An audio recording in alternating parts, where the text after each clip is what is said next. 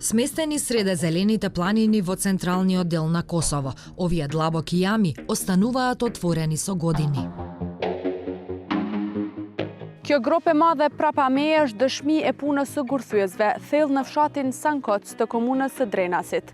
Zona ku kanë punuar gurthyesit nuk është rehabilituar. Фирмата Кодра од Дренас во период од најмалку 5 години вадела камен како примерен градежен материјал.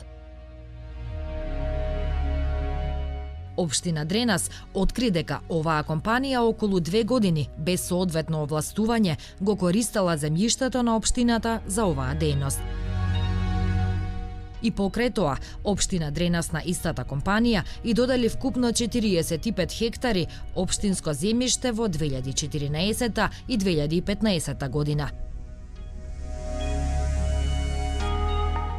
Според договорот, на оваа локација, меѓу другото, беше предвидено изградба на рекреативен центар.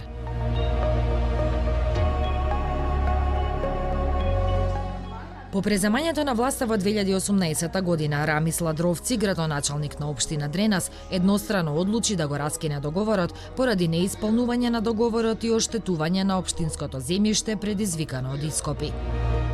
Ne kemi pa ditë edhe për domet që kanë kriju komunës me rastin e shplatimit Gororës dhe tash po presum sigurisht epilogun e gjyqit. Во друг кривичен процес, Енвер Зогај, собственик на фирмата Кодра, во 2017 година е осуден на условна затворска казна во траење од 1 година и 10 месеци за сторено кривично дело, узурпација и оштетување на јавен имот.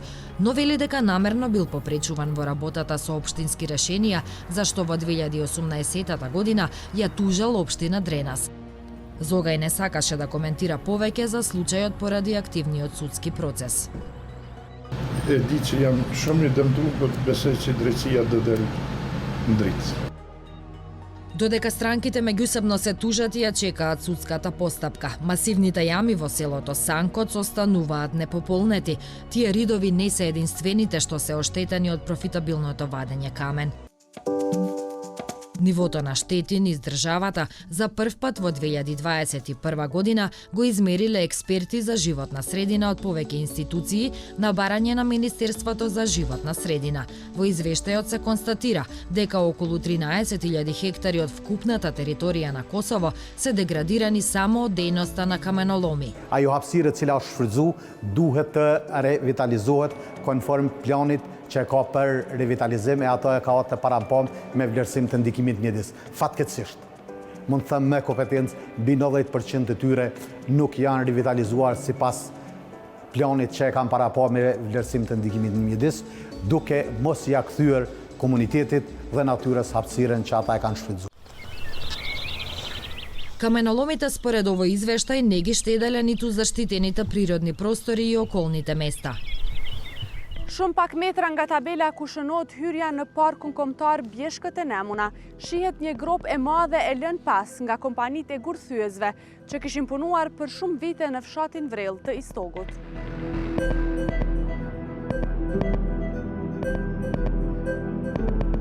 Овие компании не одговорија на барањето на Радио Слободна Европа за коментар за нивната активност.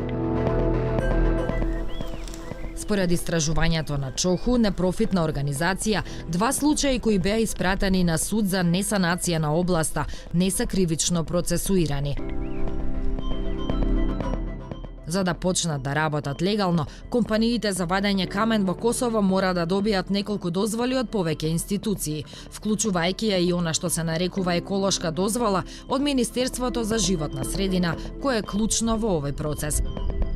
Министерството за животна средина на Косово стави мораториум за доделување нови дозволи за каменоломи од 2021 до јуни 2023 година. Сепак, дел од жителите кои живеат во близина велат дека каменоломите, иако имаат дозвола, им го отежнуваат животот.